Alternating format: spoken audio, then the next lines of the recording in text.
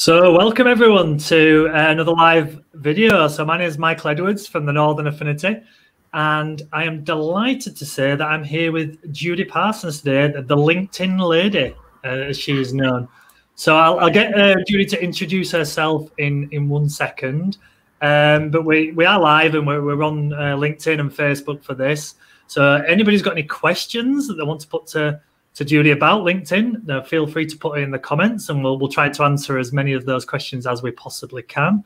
There are a number of people I know do watch this kind of back either through the LinkedIn channel or the Facebook or on our YouTube channel. So if you do have any questions as well, I'm sure that retrospectively Judy will be happy to answer them and pick them up kind of offline a little bit as well. So do feel free to put the comments in, and we'll try and do that.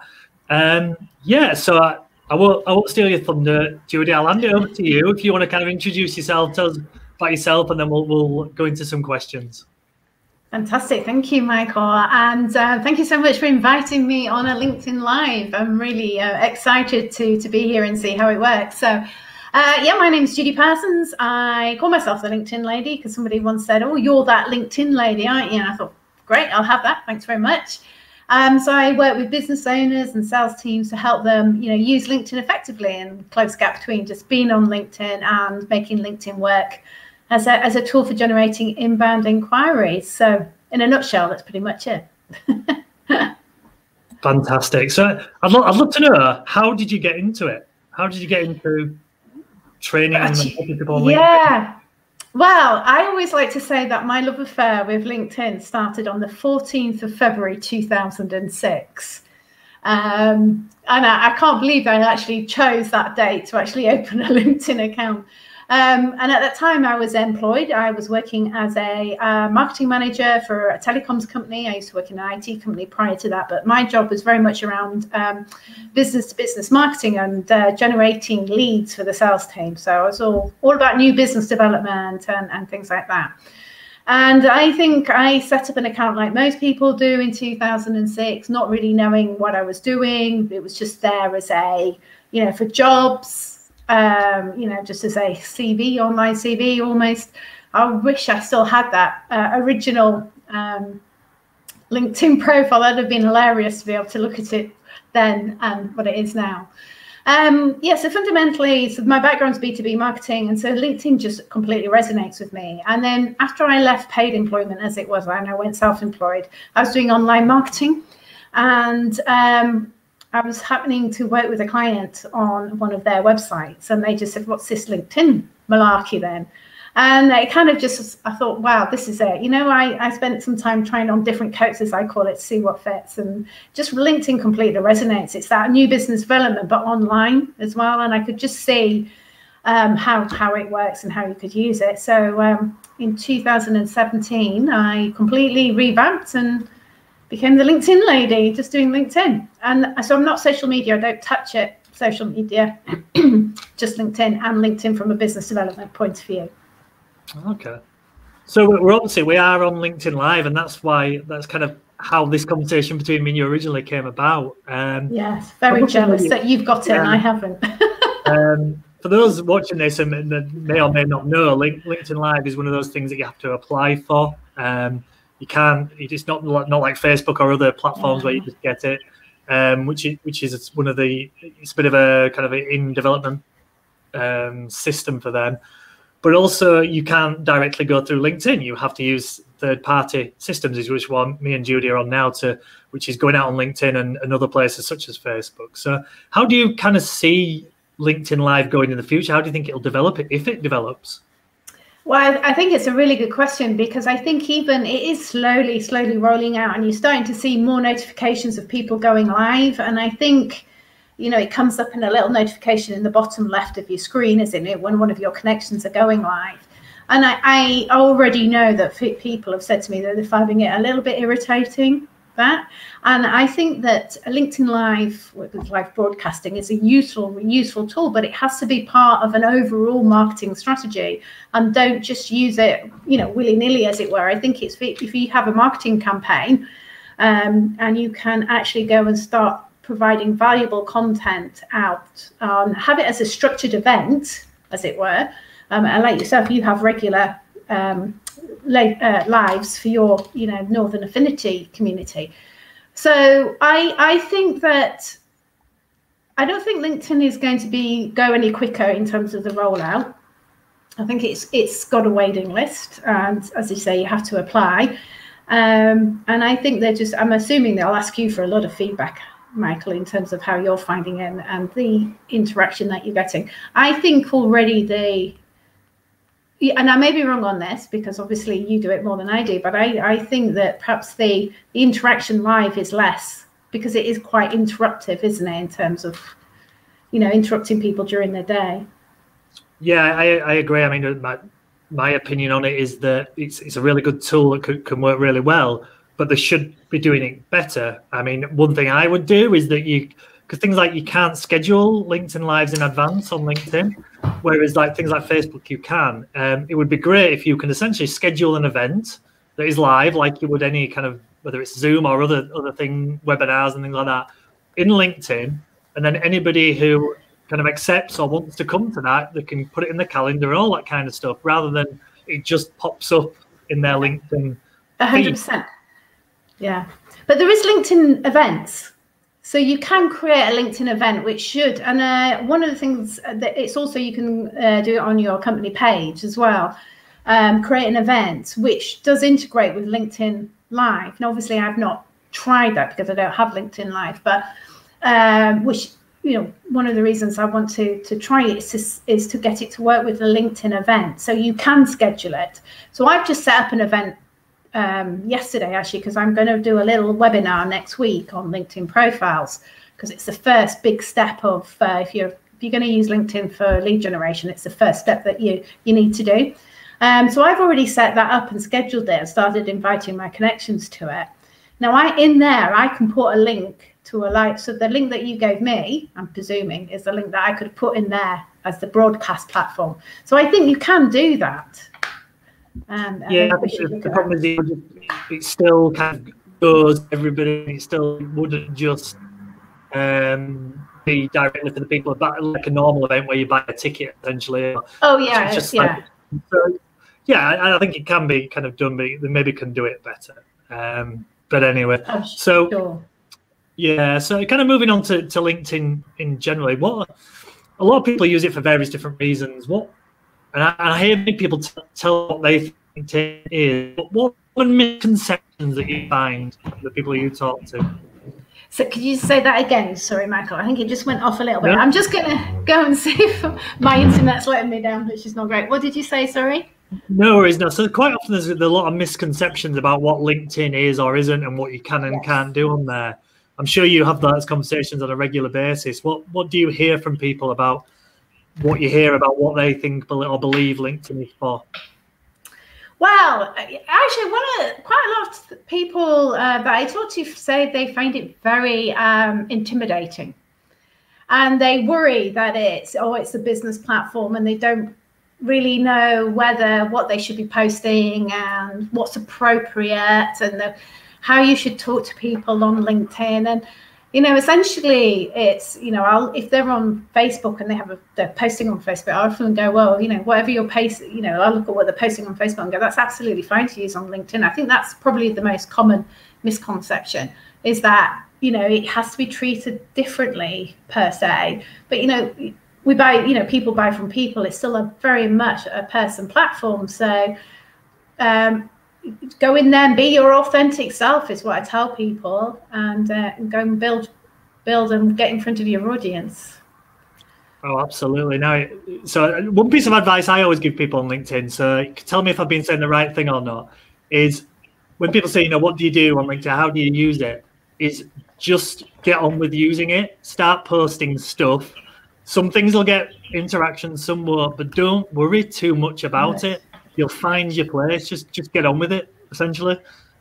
100%. I think what happens is that people overthink it. They do overthink, and I think it is. I tell people to play. Just go play with it. Have a bit of fun. And if you're a little bit nervous about posting, just go engage first. Go and have a look at what your network and the people that you know and what they're posting, and go and engage with them. And I think that works better to get people sort of more into the feel of it. it's not a scary place at all, and you've just got to go play. No, and I think my experience of LinkedIn is it's quite a nice place as well. Generally, it's not like, if you compare it to, say, some other social medias, which can be a little bit more, certain people are maybe trolling and things like that. And don't get me wrong, you'll get the odd person on LinkedIn, but generally speaking, if people don't like something, they just scroll past it and ignore it. I think so. So generally, it's probably, I would say it's kind of the opposite, really, once you get less intimidating, maybe, than some other platforms. So I'm not a big user of some other platforms, but I know that a particular platform that somebody tells me they use, they can find it very, because of the types of posts, and it's perceived at how wonderful everybody is, and they can find it a little bit sort of depressing in a way. And I kind of think that you don't get that so much on LinkedIn. I think people generally are putting stuff on there to try and help. Definitely. No, absolutely. So what are the kind of common errors that you see people making then with their LinkedIn stuff? Well, where do you start with that one? So first and foremost, profiles. Not, people not setting the profiles up right. It always comes to why are you on LinkedIn, and what is it you want LinkedIn to do, and then think about what you want to have on your profile. Firstly, I would say, so that it's not, a CV style one, but is another website for your business. I guess the other thing that is everybody sort of is, when it comes to posting, is to think about what it is that your audience wants, and to think about, so I know there were some people that I've worked with where and I'm not saying that you shouldn't use third-party software to post onto LinkedIn, but what they did is they never went on LinkedIn. So they were just posting from a third-party platform like Hootsuite or something. And they were they're having a one-way conversation. They're just talking to themselves. They're just pushing stuff out to see, let's see. And of course, they were getting no engagement, and they weren't there having conversations or building relationships with people. And I think, that's a mistake, and that LinkedIn is there to build those relationships and have conversations. And if you are going to post on LinkedIn and somebody actually comments on those posts, you really should be commenting back to help. It's great for you because it pushes your post back out. But it's also, it's acknowledging them. Because I feel like if you don't respond to somebody's comment, you're like ignoring them. It's like you were saying hi to me in the street and I just walked straight past you and stuff. Yeah. So I think that, just posting and not actually getting involved and engaging in the platform is pointless. And then making sure that you are commenting back with people whenever that you're posting on LinkedIn. And then, of course, I'm sure you've heard the whole thing about all the sales messages. And, it's what I say to people: if you wouldn't do it face-to-face, don't do it on LinkedIn. And, if we think about LinkedIn, to me, is the closest thing to face-to-face networking you can get online. And if we think about networking, which a lot of business owners, whenever I say, how else do you generate leads on LinkedIn, they'll say networking or word of mouth. Networking's always up there. And if we think about networking, realistically, what every expert networker will tell you is you don't go and sell, and you don't talk about yourself and things like that. And you don't go, well, what I can do for you, Michael, I can do this. What you need, because so we don't do it on LinkedIn either. And especially those where they don't actually look at your profile. That winds me up. People will say, you look like an interesting profile. How do you know? You've not even been to it. Go on, sorry. No. I mean, I think what you said there about engaging is the key. Is putting stuff out there which will prompt people to respond. Essentially, is the key. And I know, a bit of a story for me. But about 2 or 3 years ago, I put a post out there, which very relevant to today's world was about working from home, and basically how so many people basically just travel into city centres, sit at a desk with a computer and a phone, and that's it. And why don't if they work from home 2 days a week, it impact the environment, mental health, etc., etc. I posted it, and then I went off and had a couple of meetings and various other things, and it just exploded. It ended up with, I think it was like 300 likes, wow, 250 nearly 500,000 views of the post, and it kind of showed me the power of LinkedIn and what a difference that made to my future in terms of how I use it now, and just keep doing it and keep using it. And it's you'll kind of have them posts every now and again. It just came out of nowhere, really. It was a kind of semi-rant, really, if nothing else. Do you know, I sometimes think the best posts are off the cuff. I really do. I think if you overthink it, then I find, anyway, when I'm posting, my off the cuff, I've just seen something on LinkedIn and I'll do a quick post about it. Those are always my best posts, definitely.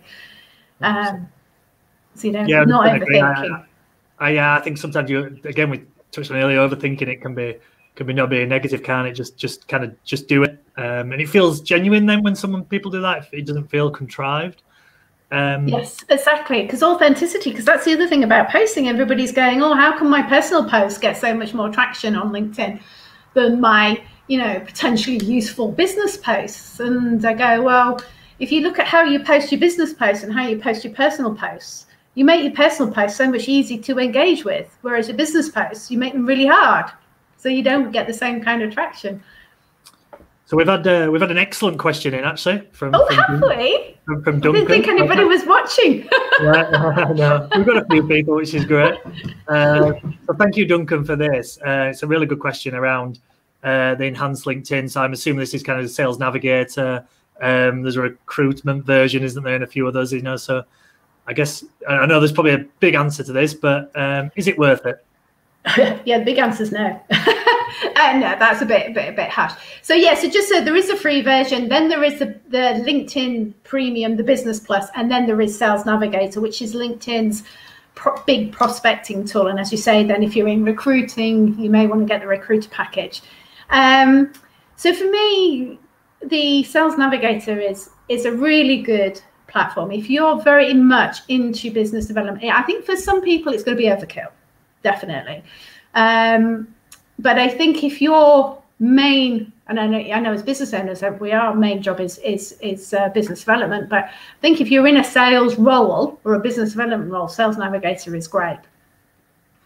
But it's quite expensive. It's £65 a month or $6.50 for the year. And also it doesn't integrate very well, believe it or not, with LinkedIn, the main platform. There's some quirks with it which are quite irritating. And I don't think the platform itself looks that great. And I think, you know, I just don't think that they've set it up that well. But then if you do decide you need to pay for LinkedIn, the Business Plus on the premium, on their sort of LinkedIn side of it, isn't really worth getting. So I say to people generally, if you've got to that point where actually you're running out of commercial search limit, you want to actually do more campaigns, you want to use LinkedIn more as a CRM and be managing your connections a bit better, then you really do need to go to Sales Navigator, and it's definitely worth spending the money in doing that. So I think it depends. Yeah, so one of my experiences with it is that if you're in quite a niche industry where you really have to drill down in terms, essentially your target prospects, it can be really, really good for that. If you may be a bit more generalist in terms of business, which don't need so much specifics, then maybe not. I mean, I think it's, I mean, just to mention, I'm sure that most people know you can get a month's free trial of it anyway to try it out. So yeah. I guess I would suggest that to anyone, try it and have a go at it. But if you do that, though, dedicate time to it, because it does look so different to so Sales Navigator does look so different to LinkedIn.com. So you do need to give yourself some time to play with it. I know people who have gone for the trial and never really used it. So you've got to say, right, go for my month's trial and actually test it. No, yeah, definitely. As I said, there's a lot of functionality and quite a lot of support in the videos and various other things. Yes, there is. Yeah, there is. Yeah. Definitely, if you've not tried it, I would recommend trying it, because then it might work for you. So, I mean, you've touched on company pages. Is there any point? So essentially, the business pages for me are an opportunity, is just another. So I talk about LinkedIn profiles being another website for your business. The company page is also another website. It can get you found on Google. So you could look for LinkedIn Training Wakefield, for example, and my company page will come up.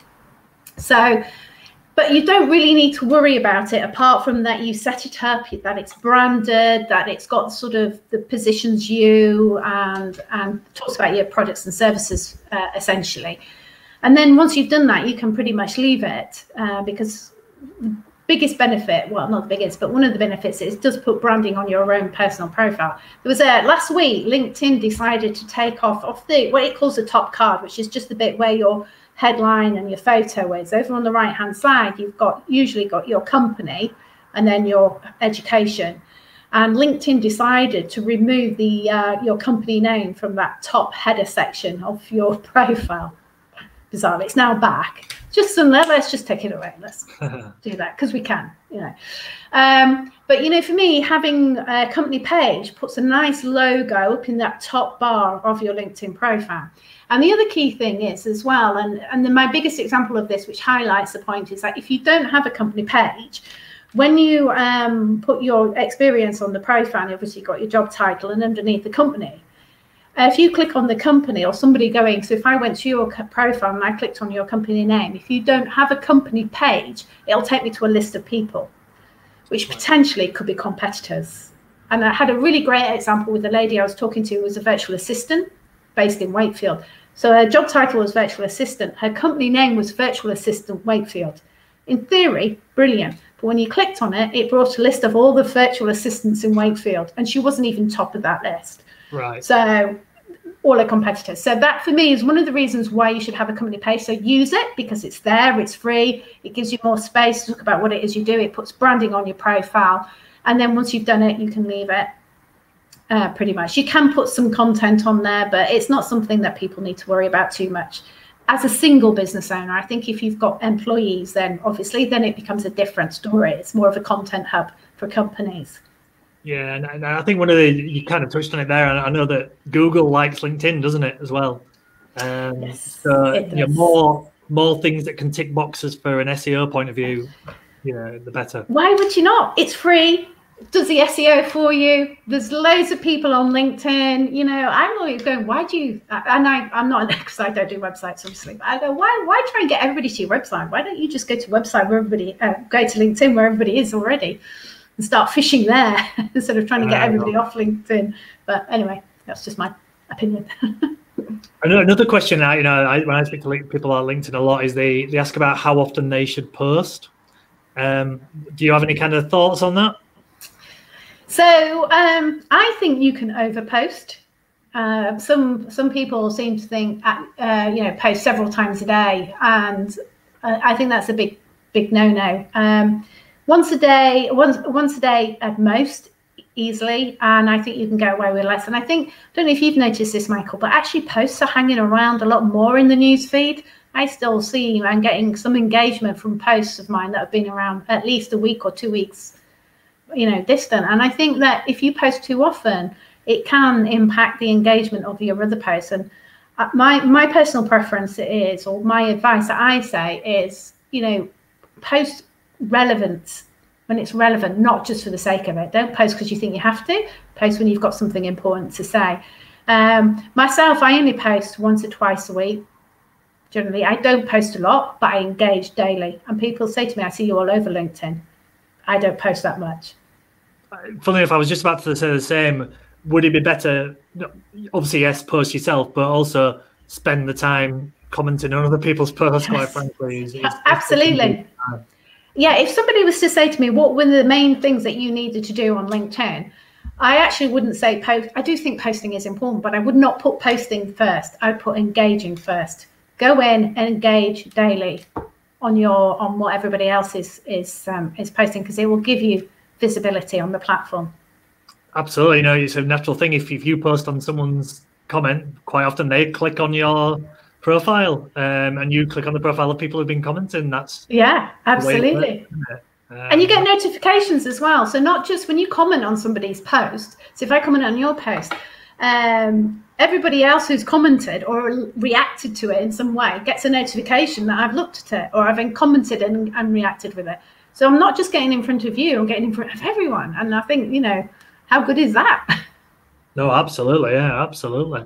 So I guess one last question from me really is around where LinkedIn is going in the future. What do you think will be? Because it's obviously evolved over time, and Microsoft bought it, what must be 3-4 years ago now, and I think a lot of people were expecting a lot more change, and it's just kind of slowly evolved. Where do you think it's kind of going as we move forward? Well, I think that's a really, really good question, and I'm quite surprised that we've not seen more from the Microsoft purchase of LinkedIn. Indeed, and so I think there's, from a LinkedIn perspective, you may have noticed that they're bringing out a lot more sort of updates and features for the company pages that they did have and they bring back, which is very typical of LinkedIn. But so I think they're really sort of trying to improve their company pages, because that's the main place where you do advertising on LinkedIn. Yep. So I think they're trying to make that much more attractive to smaller businesses, and to increase their advertising spend on the platform. LinkedIn Stories, so they're bringing out new features which we don't have in the UK at the moment, but that's in Australia and another country in Europe. Off the top of my head, I forget which one. So this is like, Facebook Stories, these things that hang around for 24 hours or whatever. So that is coming out. Well, that's on its way at some point. So that's going to be really interesting to see how that pans out in LinkedIn. I find it really interesting when LinkedIn seems to try and mirror or copy what Facebook are doing, rather than trying to sort of maybe think about what else LinkedIn can do. Because I know there'll be a lot of people who are on both platforms, but there's equally some people who just like LinkedIn and they don't want to touch Facebook. So we'll see with that one.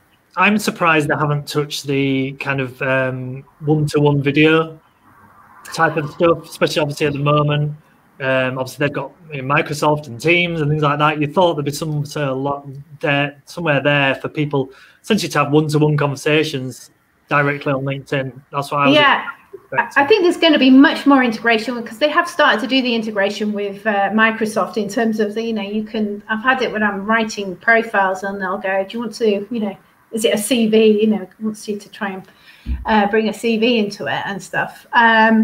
So yeah, I'm sure there's going to be a lot more integration, and also I think there'll be more with the video. So on the mobile, obviously, you can do video messages on the mobile. So I think it'd be really good. I think there's going to be more video, one-to-one video through messaging. Absolutely. And I wonder if they might do. I don't know if you're aware of, like, Facebook have a workplace. I don't know if you know a workplace. It's a business solution. It's like an internal hub for a company where all our employees are on. It looks and feels very similar to Facebook. So it's got groups on there and events on there, but it's within a business. It's a very good okay. to collaborate and engage with each other. But it's a completely separate platform to standard Facebook.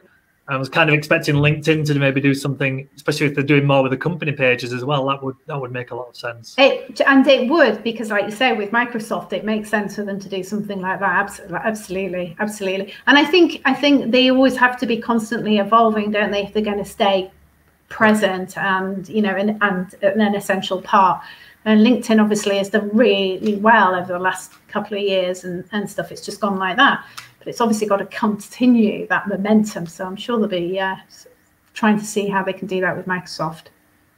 Absolutely. And the last question I always ask everyone, Judy, and I feel like it's a bit of a waste of time asking it in this one, is if people want to find out more about you, where should they look? Well, they could go to LinkedIn. Find me, linkedin.com/in/Judith Parsons. Judy Parsons on LinkedIn is the best place to find me. I do have a website, but actually, just go to my LinkedIn. Of course. Well, thank you so much for your time, Judy. My pleasure. It's been great. Chat about LinkedIn, and I know obviously you wanted to see the platform on live, and hopefully you'll be able to access that as well soon. But thank you for everyone watching. And like I said, if anyone watches back, I know a lot of people do, and it's available on my profile and various other places. Please do, and obviously put any questions in. I'm sure we'll be able to answer them later. Fantastic. Thank you. Thank you, Judy.